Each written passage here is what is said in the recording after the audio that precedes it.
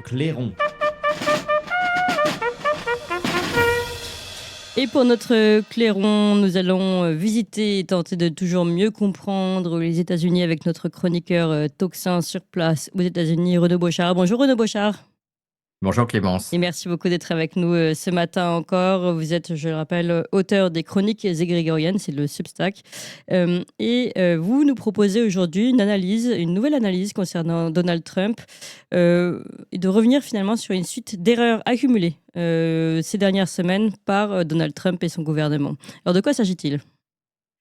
Deux choses, deux volets. Il y a d'abord une erreur qui concerne, et là on était vraiment dans une chronique annoncée d'une collision entre Trump et le Congrès sur les questions budgétaires. Et ça, on le savait depuis janvier que allait se passer un moment assez difficile et on est rentré dedans et je pense qu'il a fait des erreurs. La seconde chose, on reviendra même plus tard là-dessus, c'est l'arrestation d'un militant. En fait, il est syrien, palestinien et algérien, c'est un peu compliqué, qui s'appelle Mahmoud Khalil, Oui. qui a été placé en détention. Or, Mahmoud Khalil a un statut de résident permanent, il a une green card. Donc, je reviendrai là-dessus sur la deuxième partie, mais on a une accumulation d'erreurs de la part de Trump qui rappellent un petit peu le retour du premier Trump, du Trump de sa première administration. D'accord. En ce qui concerne les questions budgétaires, on savait donc que Trump allait rentrer en collision avec le Congrès, puisque jusqu'à présent, tout l'agenda de Trump a été dicté par un certain nombre de décrets présidentiels. Or, on peut faire un certain nombre de choses avec des décrets présidentiels et je pense qu'il a très très bien géré la première partie de son mandat depuis le 20 janvier en s'en prenant à des choses auxquelles on ne s'attendait pas, comme par exemple USAID, Oui. Révéler l'ampleur de ce que fait USAID dans le monde, notamment par exemple on vient de découvrir aussi que USAID, c'est pas USAID mais on vient de découvrir que le CDC par exemple avait $1 milliard pour lutter contre le scepticisme vaccinal. Bon, Ah oui, incroyable. Ouais, c'est quand même assez incroyable. Alors, Peut-être rappeler ce que c'est que le CDC pour les Français ? Center for Disease Control, c'est l'agence fédérale en fait de lutte contre les maladies infectieuses. Oui. Et donc on a eu beaucoup de révélations, beaucoup de choses qui sont tombées, mais le fait est qu'on ne peut pas gouverner pendant 4 ans avec des décrets présidentiels. Il y a un moment, d'abord, ce qui se passe, c'est qu'il y a un certain nombre de décrets présidentiels qui vont faire l'objet de recours en justice et il va y avoir des camouflets pour Donald Trump dans l'arène judiciaire. Mais pour pérenniser, pour codifier ce qui a été fait, ce qui a été entrepris de manière très téméraire par Trump et notamment avec l'institution du DOGE, Oui. il faut passer par un volet au Congrès. Oui. Or, là-dessus, ce qui vient de se passer, il faut savoir que on est le 14 mars, expirait la précédente qu'on appelle Continuing Resolution, qui est en fait une loi de financement du fonctionnement fédéral, c'est du budget, qui avait été votée en décembre déjà, alors qu'on était en plein milieu de la lame duck session avant l'entrée en fonction de Trump, 47e président des États-Unis. Et cette Continuing Resolution expirait donc qui finançait le gouvernement fédéral, expirait le 14 mars. Donc il fallait un nouvel accord. Oui. Là-dessus, Trump a rempilé sur une autre Continuing Resolution pour empêcher un government shutdown, une fermeture du gouvernement. Il a réussi à faire passer cette Continuing Resolution qui prolonge le financement du gouvernement fédéral jusqu'à la fin de l'année fiscale, c'est-à-dire au 30 septembre. Donc en fait, on a repoussé les choses plus loin. Là-dessus, il y a un certain nombre de députés, et notamment un député qui est considéré comme vraiment le meilleur député à la Chambre, et ça j'en ai parlé plusieurs fois, qui s'appelle Thomas Massie. Oui. Thomas Massie, c'est vraiment la star des députés à la Chambre, des députés libertariens. Et Massey s'est opposé à cette continuing resolution en disant non, on a une majorité à la Chambre des représentants, Donald Trump est à la Maison Blanche, il y a une majorité au Sénat qui est une majorité de 53 sièges. Ce qui est à la fois confortable, mais pas suffisamment confortable pour éviter le fameux filibuster au Sénat qui empêche en fait de clôturer les débats pour demander un vote. Oui. Donc là-dessus, ce qui s'est passé, c'est que Thomas Massie s'est opposé en disant non, non, non, c'est vraiment le moment de mener la charge contre les dépenses inutiles. Oui. Or, le continuing resolution qui a été passé par la Chambre des représentants et puis le Sénat, il est de 1 milliard, 1 billion 658 milliards, c'est-à-dire 1658 milliards de dollars, ce qui est quand même 47% de plus que le dernier budget de l'administration Obama. Donc, Oui. on se retrouve. Ce que ça veut dire, en l'essence, De c'est que l'administration Biden ou Obama? de l'administration Obama. Donc, en fait, on a une grande, parmi les libertariens, je dirais que le mot d'ordre, c'est si on pouvait au moins revenir à des budgets qui soient à peu près en accord au budget pré-Covid, ce serait déjà une énorme victoire. Oui. Il faut savoir que je crois que on est à peu près à 75% de tous les dollars imprimés depuis la naissance des États-Unis l'ont été depuis 2020. On est vraiment dans une avalanche, une escalade, quelque chose qui n'est pas tenable.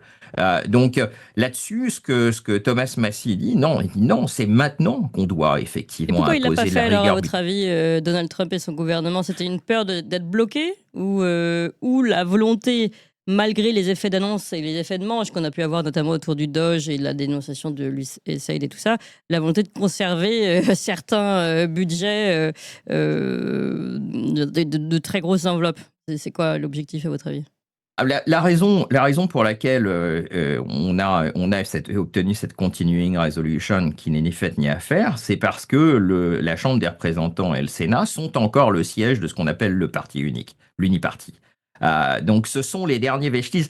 Trump n'est pas parvenu à imprimer l'agenda MAGA à la totalité à la totalité de l'establishment républicain au Congrès. Il y a encore des gens, par exemple, comme Lindsey Graham, qui sont en fait des gens qui torpillent l'agenda Trump. Et j'ajoute à ça une difficulté particulière qui fait que pour le récit qui nous est proposé par la majorité républicaine au Congrès, c'est de dire non, non, les swing states, ce sont des États comme le Massachusetts ou l'État de New York, dans lequel on a besoin effectivement de républicains, je dirais, de facture beaucoup plus traditionnelle, des républicains qui par exemple sont obsédés par les réductions d'impôts, mais sans pour autant y associer une coupe dans les dépenses. Or, une réduction d'impôts qui n'est pas accompagnée de coupe dans les dépenses, c'est une réduction d'impôts non financée.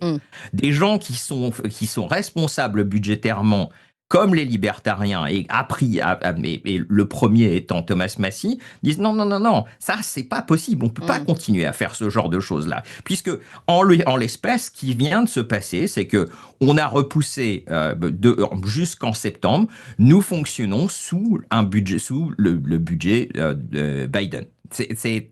On fonctionne encore sous les mêmes excès budgétaires de l'administration Biden. Or, on a deux messages en contradiction. On a Doge d'un côté qui a un agenda extrêmement téméraire, extrêmement courageux, et puis de l'autre côté, c'est business as usual dès qu'on va vers le Congrès. Donc, cette première collision de Trump avec le Congrès se passe mal. Et voilà ce que Trump a fait. Plutôt que d'aller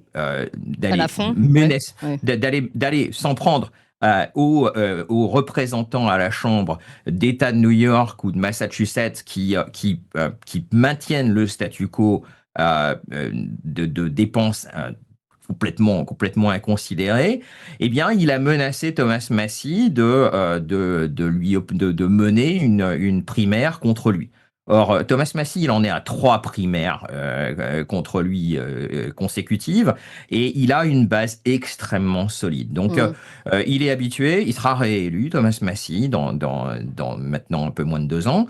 Et en plus, alors ce qui est très intéressant pour vous donner un petit peu l'ampleur de l'échec de Trump, c'est que Thomas Massie dans les 24 heures suivant l'annonce par Trump que Thomas Massie ferait face à une primaire, il a obtenu plus de 200 000 dollars de financement, et je crois qu'on est maintenant de dons, et on est maintenant à plus de 400 000 dollars de dons, avec Mm. une moyenne à peu près de 90 dollars par don. Donc, il a des coffres extrêmement bien remplis pour la prochaine primaire. Donc, échec complet de s'opposer. Et c'est là-dessus, si vous écoutez un petit peu tous les podcasts libertariens, que ce soit Dave Smith ou que ce soit Ann Coulter, etc., tout le monde dit Trump s'en prend au député qui est le plus MAGA Oui. de toute Oui, c'est la vrai que Chambre des représentants. ça paraît vu de l'extérieur pour nous, ça paraît assez étrange. Mais encore une fois, en fait, c'est pas de la politique, c'est du côté politicien là. C'est-à-dire essayer d'éviter le conflit, c'est ça finalement au sein du Congrès. Au sein du Congrès, exactement. Mais Mm. le problème, c'est que ça invalide tout l'aspect téméraire, tout Oui. l'aspect courageux du Doge. Donc, Mm. quand on passe à un budget qui est 47% plus élevé que le dernier budget de l'administration Obama, ça invalide. Oui. On a une complète invalidation du message du Doge. Oui. Donc, là-dessus, c'est quand même vraiment très, très problématique. Ça lance de très, très, très mauvais signaux. Et D'accord. puis, sans compter que, et attention, on s'est repoussé au 30 septembre. 30 septembre, on sera à 1 an des midterms. Donc, à partir de ce moment-là, donc, on dirait, Dave Smith dit très bien, le slogan du Congrès, c'est toujours, c'est pas le moment. Ben si, là en l'occurrence, c'est le moment. C'est le moment de faire les choses bien. Parce que on a l'impression que c'est toujours le moment de faire les choses mal. Mm. Non, là c'est vraiment le moment. Dans 6 mois, ce sera moins le moment. Oui, Donc oui. on est vraiment dans les 100 jours. Oui. Donc c'était maintenant qu'il fallait agir. D'autant qu'il y a Massy propose un certain nombre Levier. de leviers, par exemple, ce qu'il appelle des rescissions, qui seraient des possibilités, en fait, de ne pas, pour l'exécutif, de ne pas dépenser tout le budget qui a été alloué et qui n'a pas encore été dépensé. Donc, en fait, on pourrait, Massy, par exemple, suggérer que d'ici à septembre, il faudrait avoir un projet de loi de rescission par semaine. Ce qui occuperait fortement les membres du Congrès. Oui. Donc, première grosse erreur de l'administration Trump, et à mon avis, celle-là est assez importante. D'accord. Alors la Euh, deuxième.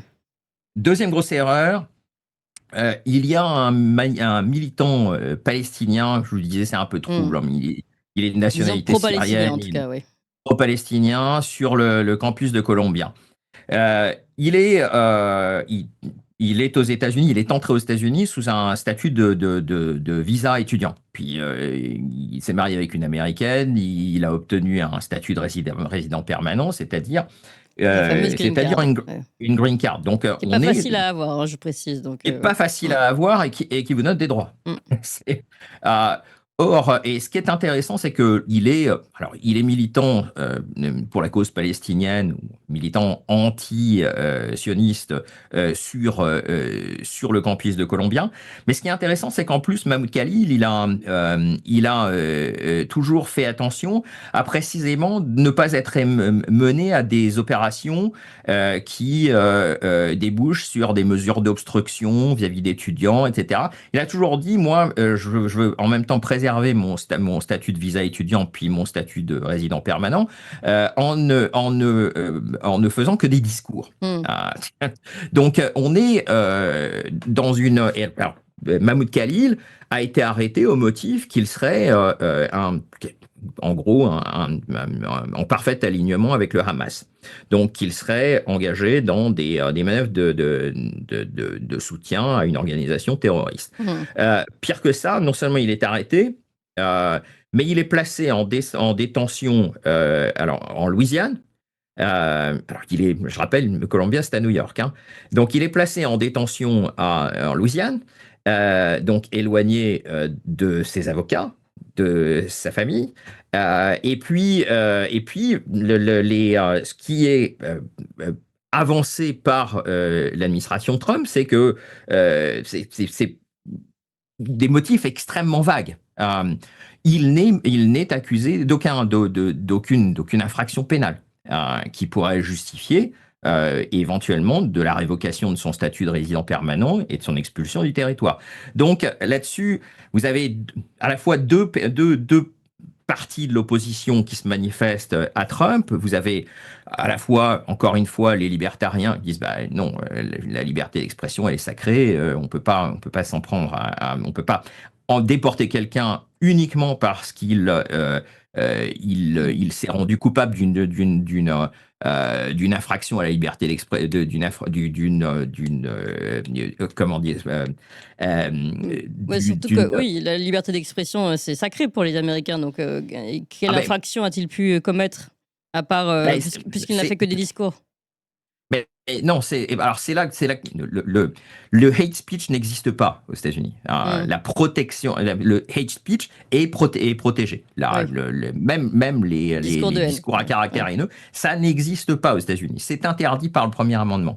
La seule exception, et c'est une loi qui a été votée pendant l'administration Biden, dans la dernière année de l'administration Biden, concerne précisément l'antisémitisme. D'accord. Donc, Et c'est ça qui est or, retenu contre lui aujourd'hui.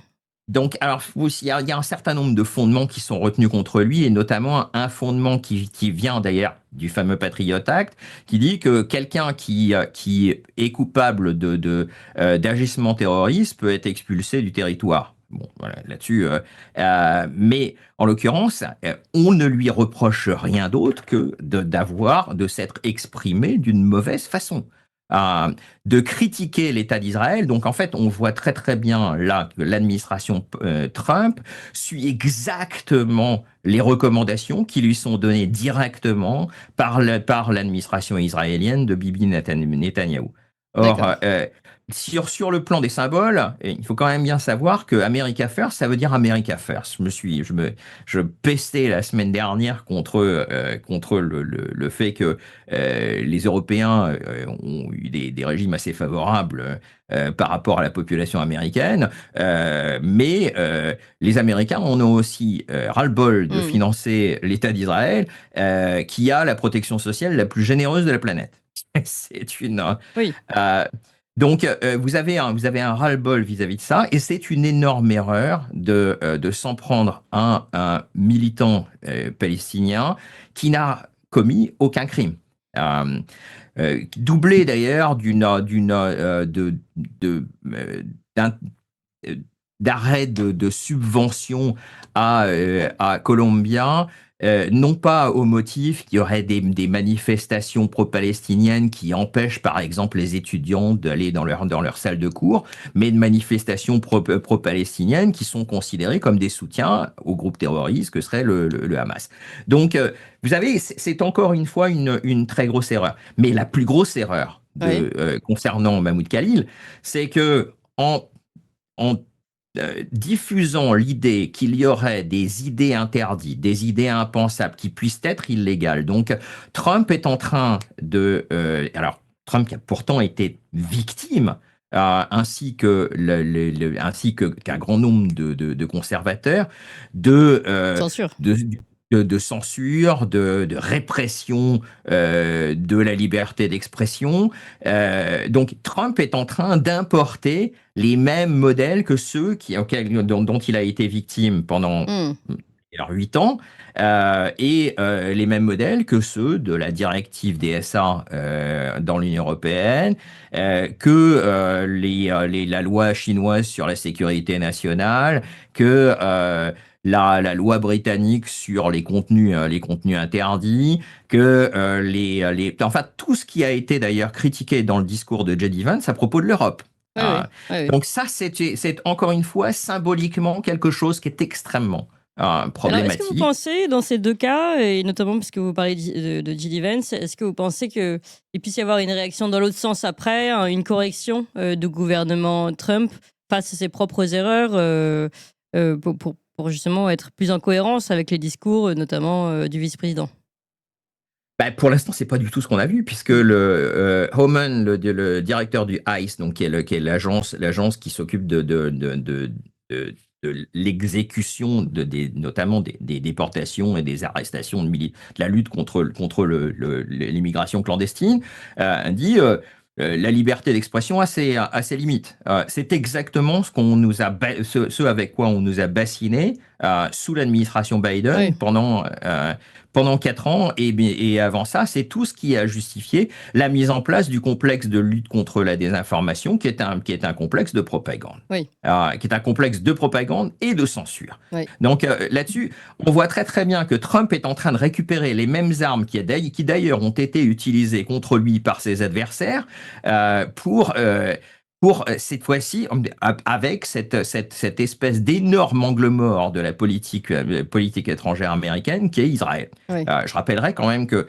on a véritablement un problème avec Israël du fait que une très grande majorité des députés, des représentants au Congrès sont financés par le lobby israélien EPAC. À l'exception d'ailleurs, c'est assez intéressant, un des seuls députés qui n'a jamais reçu un Thomas Massie. centime EPAC, c'est Thomas Massie. Euh, donc là-dessus, ça referme la boucle. On retrouve, Israël est un énorme problème pour cette administration Trump. Encore une fois, je le disais, quand on dit America First, on veut dire America First et pas Mm. Israël First. Oui, C'est donc une... ça va être un problème à régler aussi. Ça se trouve, j'imagine, euh, comment dire, ça demande en effet un véritable travail de l'administration Trump qui n'a pas forcément l'habitude de se décorréler de son allié israélien. Donc là, ça demande peut-être aussi une réflexion et une mise en œuvre qui va peut-être prendre un peu plus de temps que les décrets signés par Donald Trump. Ben, encore une fois, on retrouve toute la limite du gouvernement par décret présidentiel. Mm. On est en train de vraiment rentrer dans Oui. le cœur des problèmes. Et on voit très très bien que tout ça ne suffit pas. Et ce qui est très très important, Matt Taibbi a publié un article une succession d'articles excellents en disant mais c'est symboliquement c'est très fort ce qui est en train de se passer. Si Trump commence à récupérer les mêmes armes de Oui. répression de la liberté d'expression, parce que la liberté d'expression telle qu'elle est conçue par le premier amendement, c'est pour protéger quoi? C'est pour protéger les discours avant tout que nous n'aimons pas. Mm. Donc Bien sûr. il ne s'agit pas avec la liberté la liberté d'expression, le premier amendement, de protéger les discours avec lesquels on est d'accord. Le problème ici, c'est d'essayer de bien dissocier ce qui est un acte. Si vous êtes engagé dans une association de malfaiteurs qui a pour but l'organisation d'une attaque terroriste, là, effectivement, vous pouvez être déporté. Mais si tout ce que vous faites, c'est de vous exprimer sur un campus contre les opérations militaires dans la bande Mené de par, Gaza ouais. contre l'État Ouais. mené par le gouvernement israélien, je suis désolé, c'est du speech, Ouais. c'est du discours. Ouais. Et le discours, tout discours est protégé. La règle fondamentale en matière de liberté d'expression aux États-Unis, c'est que on ne peut pas poursuivre un discours, on ne peut pas tenir pour interdit un discours en fonction de son contenu. Mm. C'est très très très différent de ce qui se passe avec En France, c'est ce que j'allais dire. Ouais. l'Union européenne et la Mm. France. Mm. Quelque chose comme la loi Guesso est impensable aux Oui, États-Unis. oui. Ok, eh ben, écoutez, en tout cas, on a bien compris en effet les erreurs accumulées par Donald Trump et puis cette mise en garde de Thomas Massie, Matt Taibbi et vous, puisque vous les relayez, contre ce gouvernement. Il ne faudrait pas qu'il répète les erreurs du passé, puis notamment celles du gouvernement et du mandat Biden. Merci beaucoup Renaud Bochart, je rappelle chroniqueur Tocsin, évidemment en direct pour nous aux États-Unis, pour mieux comprendre ce qui se joue là-bas et en direct et ce qu'on ne lit pas chez nous, et puis auteur des Chroniques égrégoriennes. C'est un Substack à retrouver d'ailleurs, où vous publiez désormais aussi vos chroniques sur Tocsin. Merci encore Renaud Bochart. Merci. Vous avez aimé cette émission, vous voulez que l'on continue d'exister et de creuser ces sujets. Sachez que nous n'avons ni subvention, ni milliardaires, ni oligarques derrière nous, que nous ne dépendons que de vous. Donc faites un don à toxin-media.fr, toxin-media.fr, et encore mieux, faites un don régulier pour que nous continuions d'exister. Merci.